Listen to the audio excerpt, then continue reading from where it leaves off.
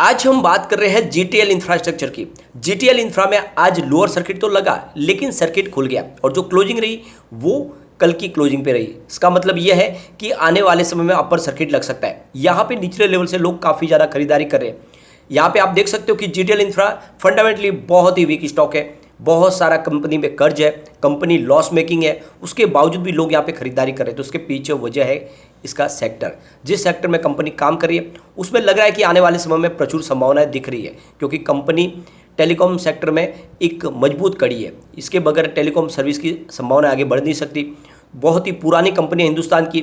एक समय इसकी प्राइस भी बहुत ही शानदार थी, यानी 100 के ऊपर स्टॉक था। उस समय ये एक तरह से बाजार में इसका एक सिक्का चलता था, और उस समय के बाद में अगर ये समय देखें तो ये फिलहाल स्टॉक कौड़ियों के भाव में आ गया। इसकी प्राइस बहुत नीचे भी गई थी, लेकिन फिर से अभी फिलहाल ये 1 रुपीज़ के ऊपर मेंटेन है। तो क्या आने वाले समय में ये अपनी पुरानी हाई के आसपास जाएगा, यानी 100 रुपीज़ वापस टारगेट होगा, या फिर स्टॉक 1 से नीचे चला जाएगा? तो बहुत सारे सवाल है जिनके जवाब जानने की कोशिश करेंगे इस वीडियो के माध्यम से। दो बहुत बड़ी गुड न्यूज़ निकल के आ रही है। क्या है वो गुड न्यूज़ और इसका क्या बेनिफिट मिलने वाला है, जीटीएल इंफ्रा को जानने की कोशिश करेंगे इस वीडियो के माध्यम से। वैसे तो देखें तो गवर्नमेंट की बहुत सारी राहत मिल रही है इस कंपनी को, और आप देख सकते हो कि लोगों का रुझान इसीलिए स्टॉक की तरफ बना हुआ है, क्योंकि इससे पहले वीआई को बेल आउट पैकेज दिया गया सरकार की तरफ से, उसको डूबने नहीं दिया गया। तो लोगों को लगता है कि ये कंपनी भी डूबेगी नहीं, सरकार की तरफ से हेल्प जरूर मिलेगी। वैसे भी पीएलआई स्कीम का बेनिफिट तो इन कंपनियों को मिल ही रहा है। तो क्या इस छोटे से पेनी स्टॉक में दाव लगाना चाहिए? क्या ये वाकई में एक बड़ा मल्टीबैगर साबित हो सकता है, या फिर हमारे इन्वेस्टमेंट को ये डुबा देगा? तो इन सारे सवालों के जवाब जानने की कोशिश करेंगे इस वीडियो के माध्यम से। लेकिन फ्रेंड, उससे पहले अगर आप पहली बार हमारे चैनल पे आए तो चैनल को सब्सक्राइब कर दीजिए, एक बेल आइकॉन दबा दीजिए, ताकि जब भी नया वीडियो बने पहला नोटिफिकेशन आपको मिले। वीडियो पसंद आए तो लाइक शेयर जरूर कीजिए। चलो फ्रेंड्स, वीडियो स्टार्ट करते हैं। मैं हूँ आपका दोस्त एसबी दवे, और हमारे अपने चैनल ऑनलाइन कमाई में आपका बहुत बहुत स्वागत है। सबसे पहले ट्रेडिंग को डिस्कस कर लेते हैं। तो स्टॉक की शुरुआत लोअर सर्किट के साथ में हुई 1.35 पर, लेकिन बाद में फिर यहाँ पे खरीदारी शुरू हुई और क्लोजिंग 1.40 पर रही, यानी फ्लैट क्लोजिंग रही। आपको गुरुवार की क्लोजिंग पे ही क्लोजिंग दिखाई देगी। अगर वॉल्यूम को देखें तो एनएससी में करीब 1,47,42,000 का वॉल्यूम है। सामने 1,37,96,000 की डिलीवरी उठाएगी। डिलीवरी का परसेंटेज 93.59%। तो आप देख सकते हो कि लगभग सारा डिलीवरी बेस काम हुआ और काफ़ी अच्छे शेयर उठाए जा रहे हैं। इसके वॉल्यूम का एनालिसिस करें तो पिछले 1 महीने पहले इसका 7 करोड़ का वॉल्यूम था। 1 वीक पहले 10 करोड़ का वॉल्यूम हुआ था।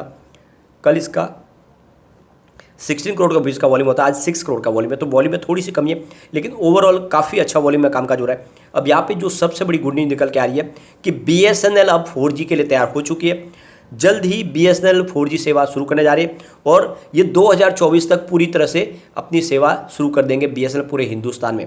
तो आप समझ सकते हो कि अभी तक 3G के ऊपर ही बीएसएनएल की सेवा थी। एक तरफ तो देखोगे दूसरी कंपनियां 5G पे जा रही है, लेकिन अब बीएसएनएल 4G की सेवा अपनाने जा रही है। तो आप देख सकते हो कि इसका फ़ायदा जीटीएल को मिलेगा, क्योंकि बीएसएनएल के लिए टावर शेयरिंग का काम कंपनी ऑलरेडी जीटीएल कर रही है पूरे हिंदुस्तान में। तो ऑलरेडी इनकी बिजनेस टाइप हो चुकी है। तो ऐसे में 4G के लिए वो सारे के सारे सेटअप अब इनके टावर के ऊपर होंगे। तो ऐसे में अगर आप जब नई सर्विस शुरू होगी तो सीधा फ़ायदा मिलने वाला है जीटीएल इंफ्रा को, क्योंकि आप समझ सकते हो कि जो भी नया सेटअप लगेगा तो उसका रिवेन्यू शेयर तो करना होगा टावर कंपनियों के साथ में। तो बिजनेस अब बढ़ेगा तो उसका फ़ायदा मिलने वाला है जीटीएल को। तो नई अपॉर्चुनिटी निकल के आ रही है बीएसएनएल की वजह से। और सबसे अच्छी बात यह है कि इसके टावर गाँव में फैले हुए, और बीएसएनएल की सर्विस भी हर छोटे से छोटे गांव में आपको देखने को मिलेगी। भले ही बड़ी सिटियों में बीएसएनएल की सर्विस कोई नहीं यूज़ कर रहा हो, लेकिन गाँव में आज भी बीएसएनएल की सर्विस लोग यूज़ करते हैं, विश्वास करते हैं, और इसीलिए इसका फ़ायदा जीटीएल को मिलेगा। दूसरी तरफ कंपनी 5G के लिए भी कमर कस चुकी है। 5G सर्विस देने को तैयार है। कंपनी ने कहा है कि हम फ्यूचर 5G के लिए बिल्कुल तैयार है। तो यहाँ पे अब देखोगे कि 5G की लॉन्चिंग होने की तैयारी हो चुकी है, क्योंकि अब स्पेक्ट्रम नीलाम होने जा रहा है। और यहाँ पे जो अपडेट निकल के आ रही है उसके हिसाब से 26 जुलाई से ऑक्शन शुरू हो जाएगा, स्पेक्ट्रम नीलाम होगा। लेकिन उससे पहले इसकी मॉक ड्रिल होगी, और इस मॉक ऑक्शन के दौरान ये 22 से 23 जुलाई के बीच में किया जा रहा है, यानी आज से इसकी शुरुआत हो गई है। और कल भी इसमें मॉक ड्रिल होगी, यानी एक तरह से पहले टेस्ट किया जाएगा कि इसमें कोई कमी न रहे, और इसके लिए 2 दिन के लिए मॉक ड्रिल रखा गया। इस मॉक ड्रिल के दौरान ऐसे ही डमी ऑक्शन नीलाम किया जाएगा, और उसके बाद में इसमें कोई भी प्रॉब्लम नहीं आएगी तो फिर 26 तारीख से इसकी नीलामी प्रक्रिया शुरू हो जाएगी। और आप देख सकते हो कि यहाँ पे कम से कम 4.3 लाख करोड़ रुपीज़ का एक बड़ा अमाउंट है जो रखा गया है, जो ब्लॉक होगा इस नीलामी के दौरान।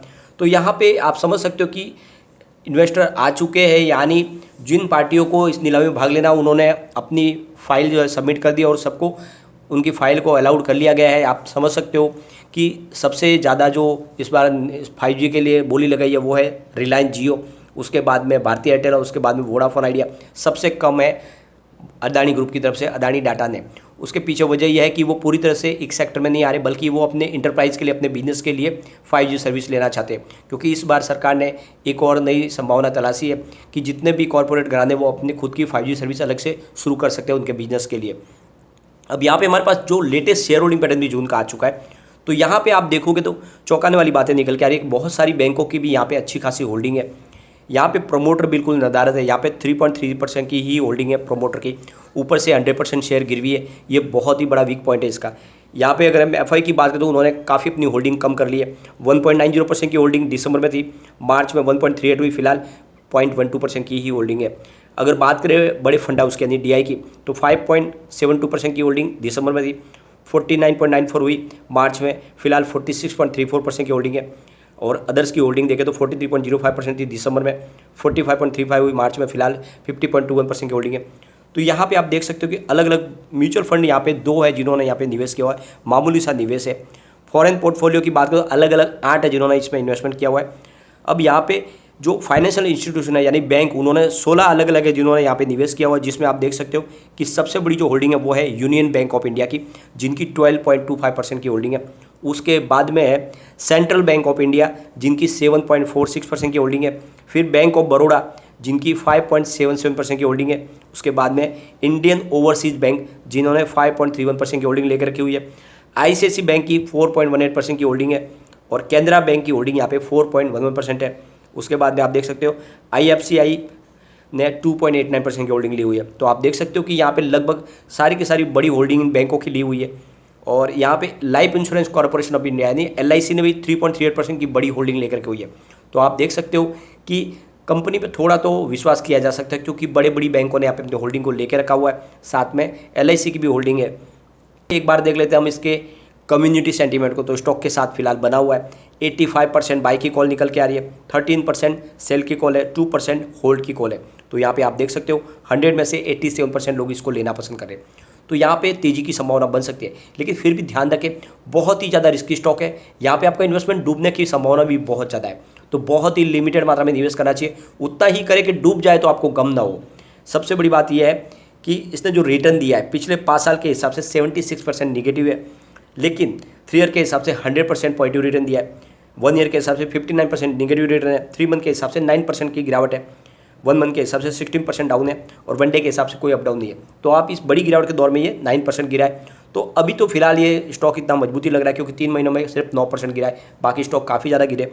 एक बार इसके पिवट लेवल को हम चेक कर लेते हैं। तो यहाँ से अगर गिरावट होती है तो 1.35 का फर्स्ट सपोर्ट है, ये सपोर्ट टूटा तो 1.30 तक स्टॉक जा सकता है और यहाँ पर भी नहीं रुका तो फिर 1.25 तक जा सकता है। पॉजिटिव माहौल बना तो 1.45 का फर्स्ट रेजिस्टेंस है, इसको पार करते ही 1.50 तक स्टॉक चला जाएगा और वहाँ तक पहुँचे फिर 1.55 तक जा सकता है।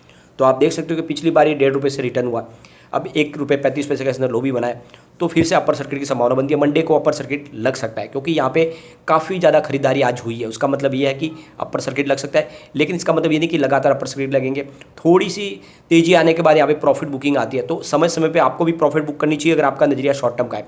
लॉन्ग टर्म का नजरिया तो बने रहे, कुछ इन्वेस्टमेंट रखे, थोड़ा सा ये हो सकता है कि आने वाले समय एक बड़ा मल्टीबैगर हो। जिस तरह से गवर्नमेंट की हेल्प मिल रही है आने वाले समय हो सकता है ये 100 को टच कर जाए कम समय में। तो बिल्कुल निवेश करें लेकिन रिस्क के साथ करें। लेकिन फ्रेंड, कोई भी इन्वेस्टमेंट करने से पहले अपने फाइनेंशियल एडवाइजर से बारे ले ले या अपना खुद का रिसर्च करें, क्योंकि मैंने वीडियो आपके एजुकेशनल पर्पज के लिए ही बनाया। वीडियो पसंद आए तो लाइक शेयर जरूर कीजिए और चैनल को सब्सक्राइब कर दीजिए। Thank you.